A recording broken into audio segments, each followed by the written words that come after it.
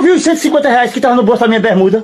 Não tá escutando, não. Tô escutando não o quê, rapaz? Não deu de besta, não. Eu saí ontem pra tomar uma e tava com R$200 no bolso da bermuda.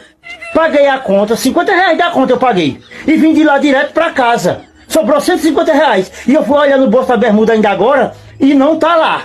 Aí, cadê? Tu sabe onde é que tá? Daqui não tá dando pra escutar nada, não, Mas amor. você anda muito cinca mesmo, rapaz. Rapaz, vem pra cá que eu vou pra aí que eu quero ver. Dá pra escutar ou não dá?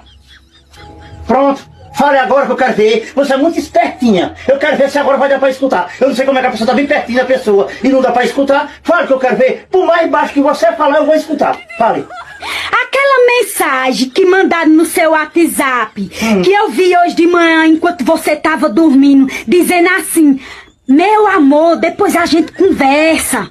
Era pra tu mesmo que mandaram aquela mensagem, foi? No WhatsApp ainda mais. Hã? Responde, Josué. Falou, não tá dando pra ouvir.